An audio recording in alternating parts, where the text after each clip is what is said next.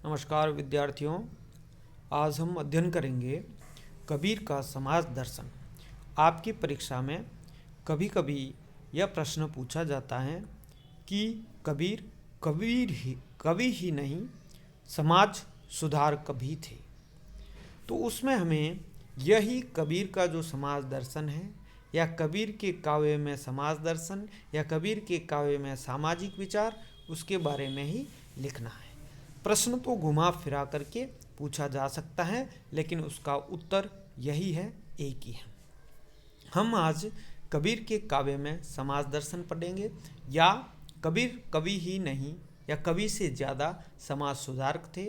उन्होंने इस समाज में फैली कुरीतियों, छुआछूत, अंधविश्वास, रूढ़िवादिता, मिथ्याचार, पाखंड जो था, हिंदू मुसलमानों का झगड़ा था, धार्मिक पाखंड है, इत्यादि जो समस्याएं थी, उस पर खुलकर लिखा। धार्मिक कट्टरता और संकीर्णता के कारण समाज का संतुलन बिगड़ रहा था। कुरीतियों एवं कुप्रथाओं का बोलबाला तथा सामाजिक विषमता बढ़ती जा रही थी। उस समय किसी ऐसे महात्मा या समाज सुधार की आवश्यकता थी जो समाज में व्याप्त इन बुराइयों पर निर्भीकता से प्रहार कर सके। और उस समय कबीर ने वह जो आवश्यकता थी उसकी पूर्ति की है।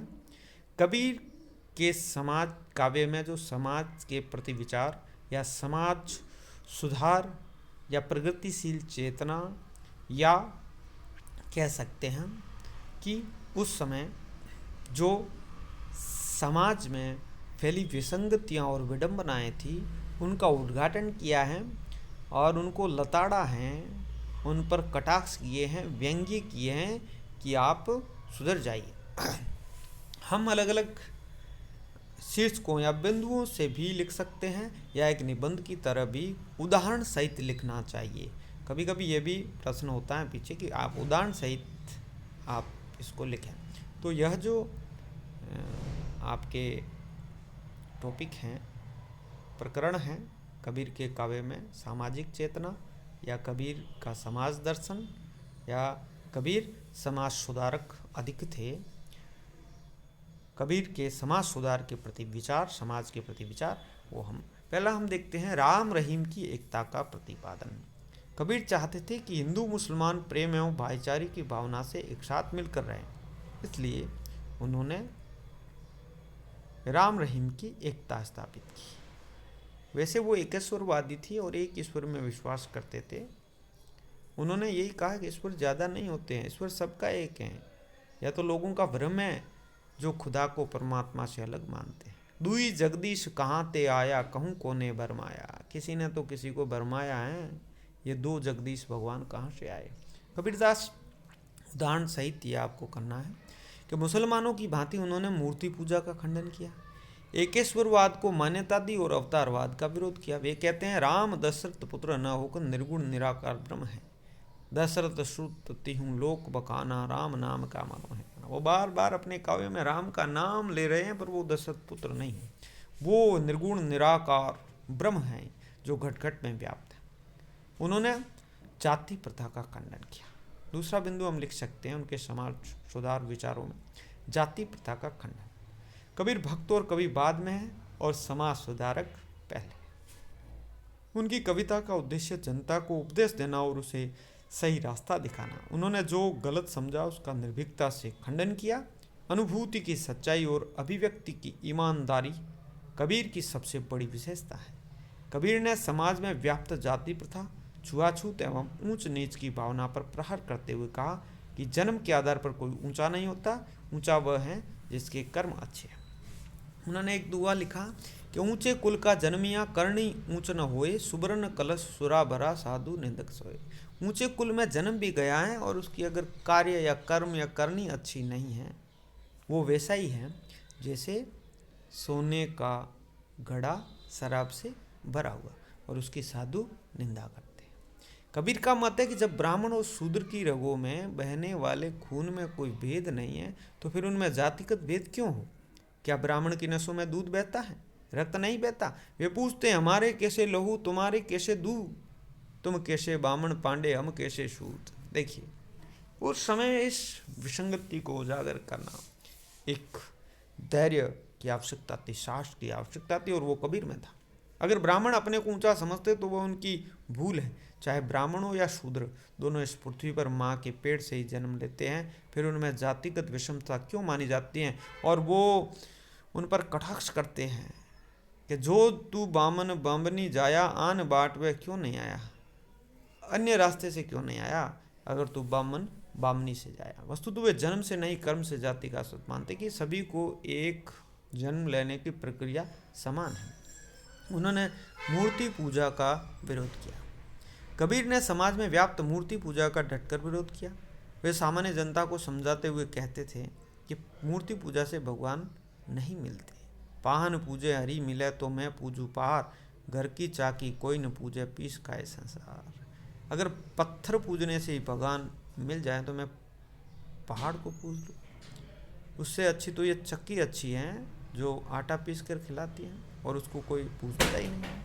कबीर दुनिया के मूर्ति पूजा के पागलपन पर प्रहार करते हैं और अब कहते हैं कि इन मूर्तियों में अगर देवता होता तो वह स्वयं को मूर्ति बंधकों से बचा लेता, किंतु ऐसा न हो सका।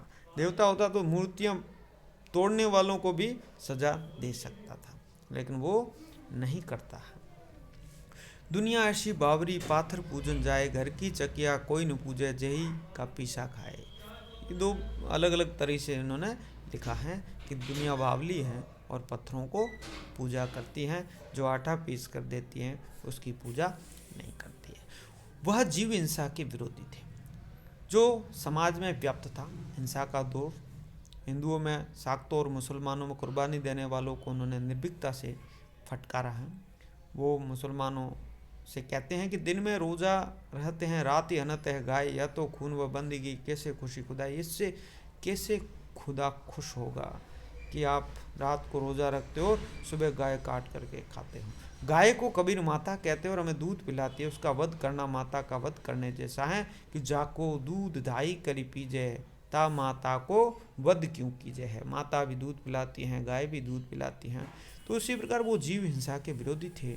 उसी प्रकार मुसलमान हो या हिंदू हो जो बकरा खाते थे उसका भी उन्होंने विरोध किया कि बकरी पाती खाते हैं ताकि काडी खाल, जे नर बकरी खाते हैं तिनके को नवाल। वो प्रश्न कर रहे हैं कि जो पत्तियां खाती है उनको तो आप मार देते हैं, वो बकरी है। यानी बकरी ने भी पाप किया है कि वो बेचारी पत्तियां खाती हैं और उसको मार दिया जाता है, उसका यह अंजाम होता है। तो जो उस बकरी को खाता है या बकरे को खाता, उस मनुष्य का क्या हाल होगा।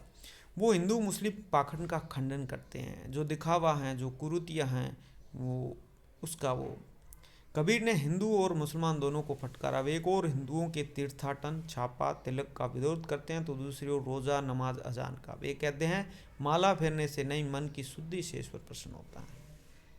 माला फेरत जुग गया, गया न मन का फेर, कर का मन का डारी के, मन का फेर। माला फेरने से कुछ नहीं होगा। माला फेरते फेरते ही समय चला जाएगा, लेकिन मन का फेर नहीं फिरेगा। जो मन में है वो मन की शुद्धि प्राप्त नहीं होगी। इसलिए जो हाथ का मन का, कर का मन का डारी के, हाथ का मन का डाल के, मन का फेर। मुसलमान दिन भर रोज़ा रख कर रात को यदि गोहत्या करके ईश्वर को प्रसन्न करना चाहे तो वह निराभ्रम है। ईश्वर इससे प्रसन्न होने वाला नहीं है। वे समाज में व्याप्त बुराइयों के कटु आलोचक हैं, किंतु उनकी आलोचना सुधार भावना से प्रेरित है। वह हम साफ कहते हैं कि हिंदू और मुसलमान दोनों को सही मार्ग नहीं मिला। अंत में कहते हैं अरे इन दो उन राह न पाई, इन दोनों ने राह को प्राप्त नहीं किया, सच्चा मार्ग इनको दोनों को ही नहीं मिला है। मुसलमानों के पीर ओलिया मुर्गी मुर्गा खाई, खाला केरी बेटी ब्याहें घरी में करे सगाई। हिंदू अपनी करे बड़ाई, गागर छुए न देही, वेश्या के पावन तरस होवे, यह देखो हिंदू आई। दोनों को फटकारा इन्होंने, दोनों धर्म को। और ये भी पता नहीं कि कबीर असल में हिंदू थे कि मुसलमान थे। वो दोनों को समान भाव से देखते थे। उनकी मृत्यु के समय पता ही होगा आपको, पहले बताया होगा, हिंदू और मुसलमान दोनों लड़ने लग गए कि हम दफन करेंगे और हम जलाएंगे। और जब झगड़ा बढ़ गया और किसी ने चादर हटा के देखा तो वहाँ फूल मिले, कबीर का सब नहीं मिला। वे तो साफ कहते हैं कि सो हिंदू सो मुसलमान, जाका दुरुसरे ईमान। वही हिंदू है और वही मुसलमान है जो ईमान में रहते हैं, ईमान जिसका कोई ईमान नहीं वह न हिंदू है न मुसलमान है। कबीर ने वैषम्य को दूर कर समता स्थापित करने का प्रयास किया। परोपकार, सेवा, क्षमा, करुणा, दान, धैर्य, अहिंसा, सत्संग आदि का प्रचार करके वे शुद्ध आचरण एवं सात्विकता पर बल देते दिखाई पड़ते हैं। कबीर सामाजिक सौने पर बल देते हैं। वे चाहते हैं कि हिंदू मुसलमानों भाईचारे की भावना उत्पन्न हो। तो एक अच्छा आदर्श समाज की स्थापना कबीर करना चाहते हैं और अपने काव्य में समाज में फैली हुई विसंगतियों, विडंबनाओं, विद्रूपताओं, कुरीतियों को उजागर करते हैं और इससे बचा रहने की बात करते हैं। वे ढोंग तथा अंधविश्वास समाप्त करना चाहते हैं। कबीर नैतिक मूल्यों के पक्षधर ऐसे संत कवि थे जो जनता के सच्चे पथ प्रदर्शक कहे जा सकते हैं। उनका जो दोहे हैं वो नैतिक मूल्यों से युक्त हैं। आचरण की पवित्रता का जो मार्ग उन्होंने जनता के लिए उचित बताया उस पर स्वयं चलकर भी दिखाया। स्वयं करते थे वही कहते थे। उन्होंने व्यक्ति के सुधार पर इसलिए बल दिया क्योंकि व्यक्तियों से ही समाज बनता है, तभी समाज का सुधार होगा। प्रत्येक व्यक्ति के सुधार के साथ समाज का सुधार। यदि किसी समाज में अच्छे आचरण वाले व्यक्ति प्रचुरता से होंगे तो समाज स्वयं में वो सुधर जाएगा। कबीर का समाज दर्शन एवं उनकी शिक्षाएं आज भी प्रासंगिक है। आज ही उनके दोहे जो है पद हैं और सामाजिक विचार हैं वो आज भी प्रासंगिक है। आज के युग में भी वह बातें हमारे भीतर तक पहुंचती हैं, हमें सिखाती हैं, हमें समझाती हैं और हमारे चोट करती हैं। आज भी वही समस्याएं इस समाज में भी व्याप्त हैं और उन कुरीतियों, उन विसंगतियों पर कविताएं आज भी चोट करती है और हमें कहीं अपने आसपास की लगती हैं, हमें अपनी लगती हैं और हमें कुछ हमारा पथ प्रदर्शन करती हुई इनके दोहे, इनके पद हमें लगते हैं। तो इस प्रकार हम कह सकते हैं कि कबीर केवल कवि ही नहीं बल्कि एक सच्चे समाज सुधारक थे। उन्होंने इस समाज में जो भी समस्याएं हैं उनको उठाया है और सही रास्ता व्यक्ति को दिखाकर समाज को बनाने का कार्य किया है। तो आज हम इतना ही इस वीडियो में आगे देखेंगे। आपके पाठ्यक्रम में संबंधित YouTube पे हम इसको डाल रहे हैं, आपके व्हाट्सएप ग्रुप पे। आप इसको चैनल को भी सब्सक्राइब करें और अच्छी तरीके से पढ़ें। ग्रुप में, व्हाट्सएप ग्रुप पे जो अन्य सामग्री आ रही है वो भी आपके पाठ्यक्रम से संबंधित है, उसका भी समय समय पर अध्ययन करें। धन्यवाद।